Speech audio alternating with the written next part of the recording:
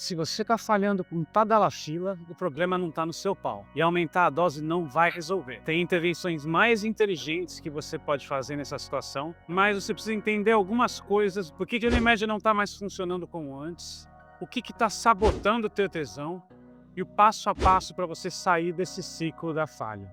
Eu vou explicar tudo isso para você nesse vídeo. A primeira coisa que você tem que colocar na cabeça é que tesão não é urgente. A ansiedade é. Ou seja, quando eles aparecerem juntos, a ansiedade vai ganhar o tesão toda vez. Ganhar o quê? A sua atenção. Seu corpo vai sempre priorizar emoções urgentes. Medo, ansiedade, raiva, nojo. O tesão, ele precisa de um mínimo de relaxamento para aparecer. Uma certa neutralidade emocional. Então, primeiro você precisa entender isso. A tadalafila só vai funcionar se você se excita. Mas se você estiver agitado ou ansioso, por exemplo, não existe dose de tadalafila que vença o corpo em modo de alerta. A ereção vai embora porque o corpo não está conseguindo se excitar. Outra emoção está sendo priorizada. Para conseguir dar atenção para o tesão e se excitar novamente, você precisa desligar o modo de alerta e não aumentar a dose da tadalafila. Agora que isso está claro, vamos para a parte que mais confunde os homens. Por que antes o remédio funcionava e agora não funciona mais? O que aconteceu? No começo, a tadalafila te ajudava por dois motivos. Um, ela facilita bioquimicamente a ereção e facilita também o processo excitatório. Dois, ela te dava uma sensação de segurança, um efeito placebo, com o remédio eu vou dar conta, que também ajuda muito no processo de excitação sexual. Principalmente ajudando a manter aquela neutralidade emocional se a nossa questão é ansiedade por desempenho. Com o tempo acontecem duas coisas. O corpo cria tolerância, tanto o efeito fisiológico como a sua percepção do efeito vão ficando mais fracos. Dois, você seguiu provavelmente na sua vida sexual sem lidar com os gatilhos de ansiedade e outras emoções disfuncionais, se valendo exclusivamente do efeito placebo da tadalafila como grande recurso para garantir a sua segurança na cama. Ou seja, o tempo passa, ele perde efeito e ganha importância na sua vida sexual. Aí ele tem a validade de uma falha, só, uma falha. E vai acontecer, todo mundo que transa falha. E aí no dia que você falha, mesmo tomando remédio, naquele dia essa sensação de segurança se quebra. E quando o placebo quebra, acabou. Você fica com um corpo mais tolerante à droga e a cabeça mais em pânico, sem a segurança do efeito placebo. É por isso que você começa a pensar, talvez eu precise de mais alguns miligramas. Mas o que você realmente tem é um problema de ansiedade sexual e de gatilhos na sua experiência, não de falta de remédio. Não é a dosagem que vai garantir sua segurança a longo prazo. É o desenvolvimento de novos recursos para viver sua vida sexual. Então vamos para o ponto que realmente muda o jogo. Perceber os gatilhos que acontecem na sua vida sexual. Eu vou te dar uma regra simples para você levar para a sua próxima transa. Eu chamo de linha tênue entre o prazer e a ansiedade. Eu quero que, da próxima vez que você for transar, você observe o seguinte ponto. O momento exato em que a transa deixou de ser gostosa e começou a ser agitada. Esse é o momento em que o tesão sai da sala e a ansiedade entra. O sinal é simples. Isso aqui parou de ser prazeroso e começou a me agitar. A partir dali você já não está mais em experiência de excitação sexual. Você já está em experiência de ansiedade, é por isso que o remédio não segura mais a bronca. Nesse momento, a excitação sexual se torna um agente da ansiedade. Precisar responder sexualmente de alguma forma, dentro de algum papel nem sempre esclarecido. O cara só vai conseguir se excitar quando ele baixar a adrenalina que está bombando nesse momento e restabelecer a sua segurança. Mais pra frente eu falo um pouco do lugar seguro nas relações. Agora eu vou te mostrar alguns gatilhos típicos que acontecem, que eu ouço na terapia, para você começar a se enxergar nessas cenas. Veja se você se relaciona com alguma coisa. Exemplo 1. Pressão para penetrar na hora. Às vezes a sua parceria sobe em cima de você e manda: me come agora, me fode com força. Ou qualquer outro pedido que simplesmente você não estava pronto naquele momento para reagir com aquela intensidade. E aí dentro de você vem: agora? Agora eu não tô pronto agora, mas eu tenho que estar pronto agora. Homem que é homem, tá sempre pronto. Homem que é homem tá sempre pronto. O que significa sobre mim se eu não estiver pronto agora? Eu estava com tesão até agora, mas agora ele me pede, agora que ela me pede eu não consigo. Por que será? Que está acontecendo? Só nesse eu tenho que a cabeça do cara começou a viajar, a ansiedade já explodiu. Quando a ansiedade explode, não há remédio que segure a ereção. Exemplo número 2, a camisinha. Uma das principais queixas do consultório é o cara que não consegue passar pelo ritual do preservativo de jeito nenhum. Muitos homoafetivos, inclusive, optam por serem exclusivamente passivos, simplesmente por não conseguirem lidar com a camisinha e não se sentirem seguros de outra forma. Perde a ereção e não consegue colocar, ou consegue colocar, mas fica tão ansioso que não sente mais nada depois. Muitas vezes esse gatilho já pega o cara antes mesmo da transa começar, da feita que ele marcou a transa. Outro exemplo, a posição associada a uma experiência ruim. Às vezes é uma posição específica. Lá atrás se teve dor, desconforto, vergonha nessa posição. Ou não se sente bem nela, não sente bem a penetração nela, enfim. E hoje a sua parceria ama essa posição, pede toda hora. Quando você entra nessa posição, teu corpo lembra. Aqui dá ruim. De novo toca aquela sirene e o tesão vai embora. O que você precisa entender é que as suas parcerias, na esmagadora maioria das vezes, não tem referência para entender isso. Se você não age sobre esses gatilhos, a sensação da outra pessoa pode ser simplesmente ficar transando com um robô.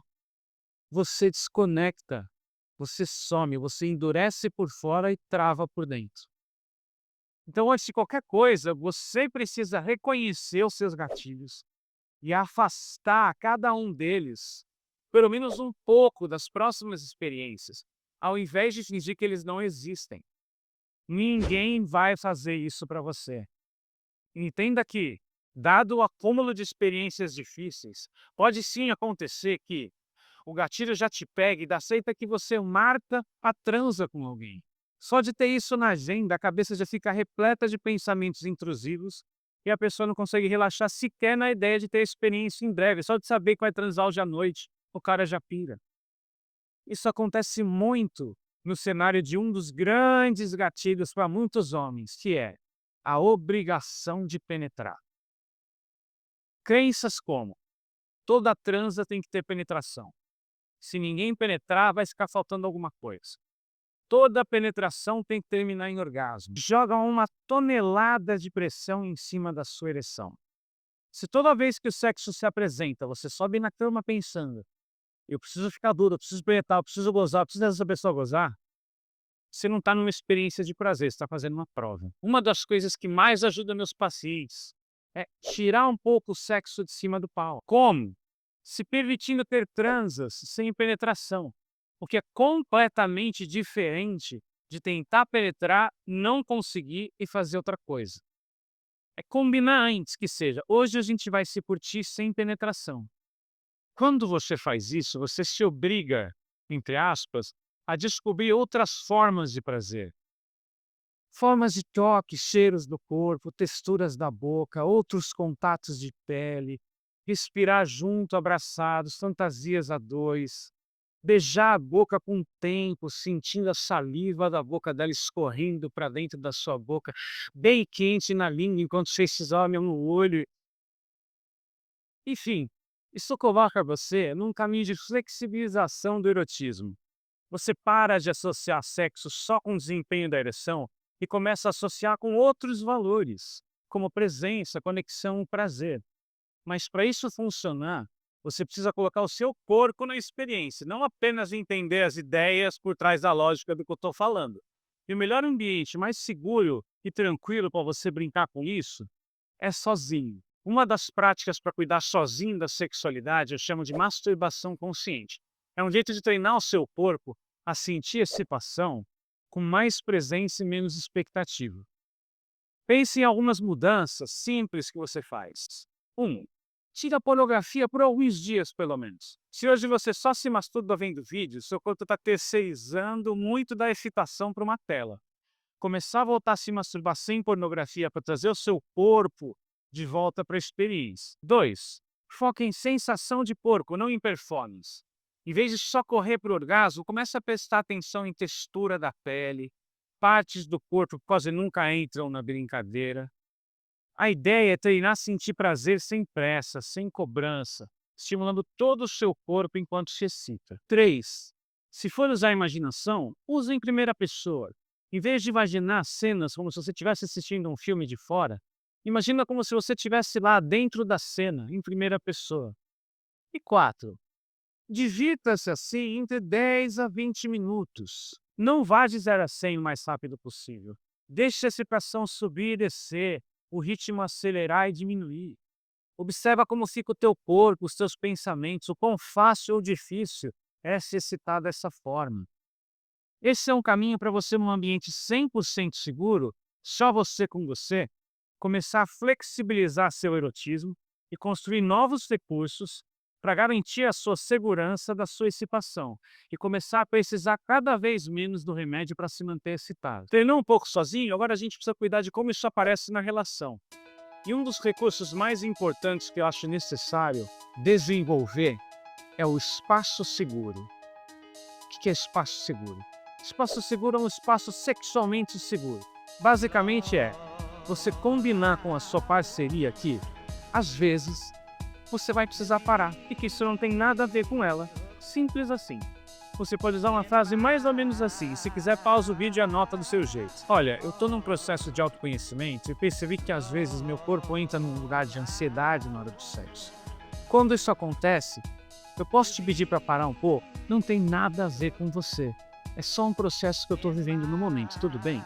Quando isso estiver combinado, se na hora H você sentir que passou daquela linha tênue do prazer para a agitação, para a ansiedade, você pode pedir para parar, pedir um abraço, um carinho, respirar fundo, dar uns 5, 10 minutos para o corpo baixar a adrenalina, ao invés de ficar insistindo, se machucando, se cobrando ali na cama. Essa é uma das coisas que mais agrava a ansiedade sexual do homem. Ficar tentando se excitar engatilhado. Ter um combinado prévio que garante que tudo pode parar sem nenhum constrangimento ajuda a desarmar um pouquinho a gravidade do gatilho. Mas ainda assim é muito importante não lutar com ele uma vez engatilhado e ir para o seu lugar seguro. Assim que essa adrenalina baixar, você pode escolher se quer voltar a buscar excitação ou não. Só essa possibilidade de parar já diminui muito a pressão e a ansiedade do desempenho, consequentemente, a força do gatilho.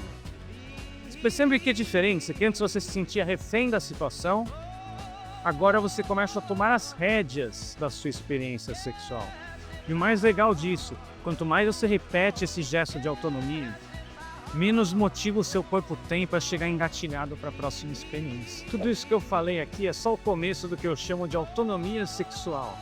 Quando você para de terceirizar a sua vida sexual para o comprimido ou para a pornografia, começa a cuidar de verdade da sua vida sexual, do seu prazer, dos seus gatilhos, criando comportamentos que flexibilizam o erotismo e expandem o prazer para além daquilo que você aprendeu na pornografia, que nunca foi sobre prazer. E se você quer ver as etapas desse caminho, nesse vídeo aqui eu explico o caminho da autonomia sexual do homem passo a passo. Clica aqui agora, porque se você se identificou com o que eu falei, esse é literalmente o mapa que você não teve na adolescência e a educação sexual que te faltou.